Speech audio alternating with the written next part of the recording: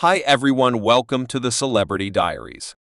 Charles S. Dutton's initial life in Baltimore, Maryland brought into the world in 1951. Dutton confronted the difficulties of his folks separate from in 1967, driving him to reside with his truck driving dad anyway. Formal training demonstrated subtle as he experienced hardships and exited the 7-level clearing enough way for a wild excursion, endeavoring to fashion another way. Dutton went to novice Bing, procuring the moniker Rock.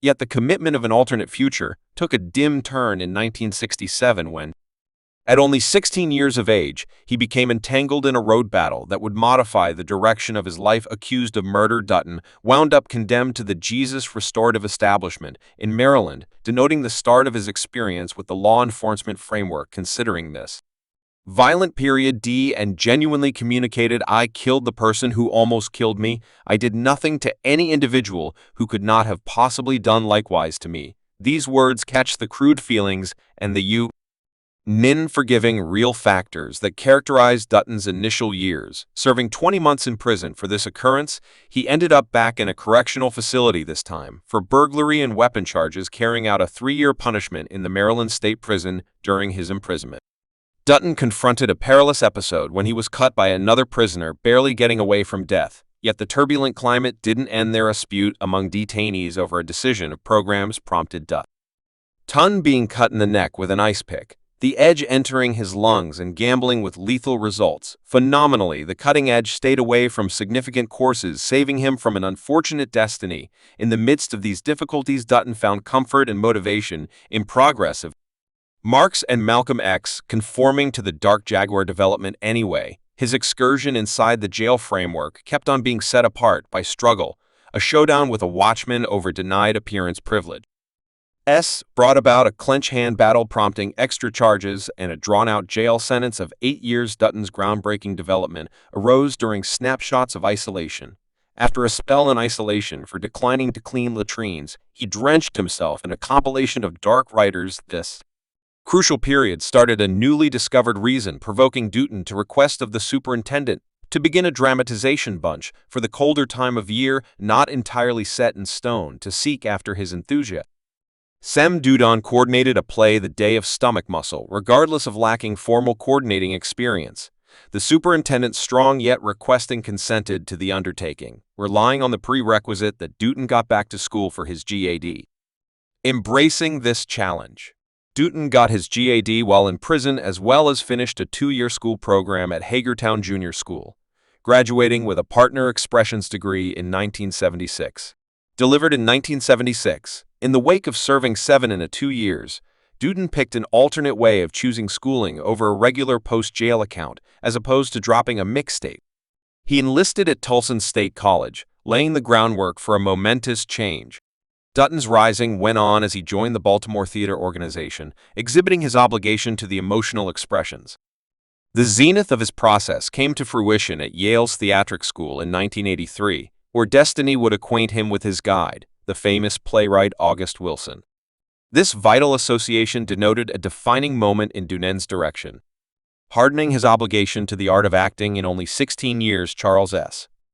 Dutton changed from a grieved past to the esteemed stage, veering from the criminal way that frequently catches many ruined people. His presentation at the center of attention unfurled in 1984 with a featuring job in August Wilson's play Blemish, Downpour's dark bass, debuting at the Yale Repertory Theater. Prior to gracing Broadway, the New York Times in 1984 praised Dutton's presentation, noticing, "There's no little accomplishment that Miss Dutton's duty matches are blow for blow just a year out of Yale's theatrics school. This youthful entertainer carries the crowd to a creepy quietness in a harsh, destructive discourse that lights the play's peak." Dutton's effect was obvious, acquiring him a Tony Grant selection for Best Execution by a highlighted entertainer in a play following his heavenly execution in Mama Blustery's dark bass. Dutton acquired his second Tony Grant designation in 1990 for Best Entertainer in the Piano.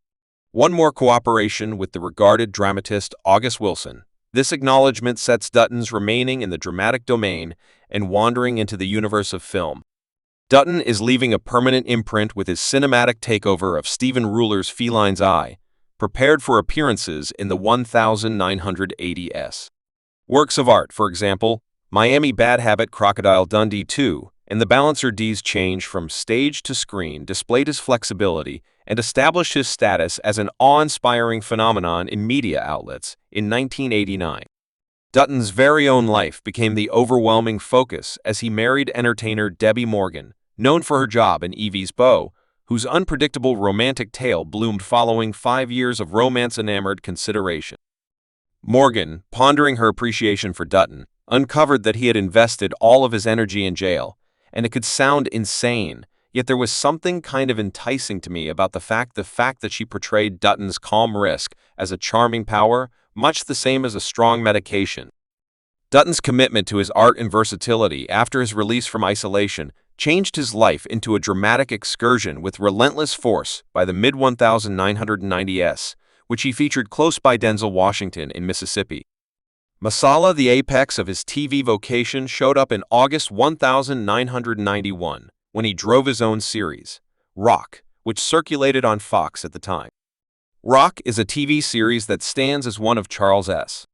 Dutton's most private and significant works, unfurled as a distinctive impression of his underlying foundations and a recognition for the strong soul of his old neighborhood of Baltimore, Maryland, in this weighty show.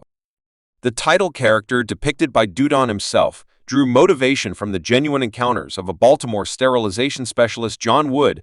Dutton communicated the meaning of this association, expressing that it was really a simpler errand for me to play the person since I realized the motivation was from a genuine individual. I didn't need to concoct anything or envision the set of experiences. It was all there. The account of Rock dug into the everyday battles and wins of Charles Rock Emerson, a garbage man in Baltimore. The troupe cast included Ella Joyce as Rock's attendant spouse, Carl Gordon as his resigned father, and Rocket Carroll as his womanizing freeloader sibling. Quite these supporting entertainers had recently teamed up with Dutton in The Piano Example, a year earlier, encouraging a feeling of commonality.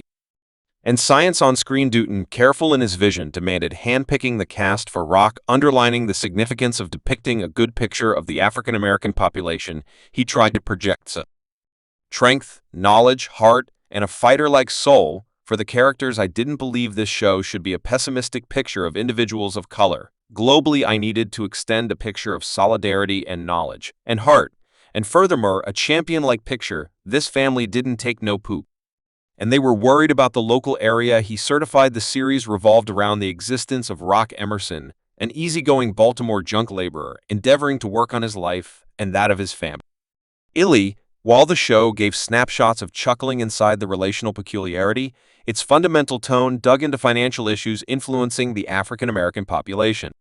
Rock gallantly handled subjects, for example, pack exercises and youth viciousness.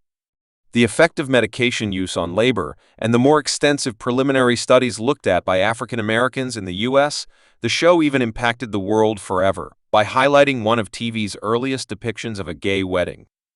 Dutton's obligation to validity reached out to the audience with appearances from prestigious dark performers, including Jamie Foxx, Kim Fields, Loretta Devine, Richard R. Clifton Powell, and Samuel L. Jackson. The regarded Chief Stan Lee contributed his mastery of coordination for seasons 2 and 3, which were widely praised. Rock acquired Dutton an AACP Picture Grant for Remarkable Entertainer in a parody series alongside Emmy selections for the uncommon camera work. All the while, Dutton kept on causing disturbances in the movie business, including in eminent creations. For example, Outsiders 3 recognized Men of Honor, Clergyman Culture, Rudy, and Wretched Filthy Disgrace with Every Job. Dutton set his status as a seasoned artist, abandoning the shadows of his criminal past anyway. As life unfurls, even the most encouraging sections come to a close. In 1994, Dutton confronted individual and expert difficulties. He petitioned for legal separation from his significant other, Debbie Morgan, communicating a conviction that he was unable to give the joy around. At the same time, Fox pursued the choice to drop Rock after 72 episodes, citing low viewership in spite of its reliable evaluations among dark watchers. Thanks for watching this video.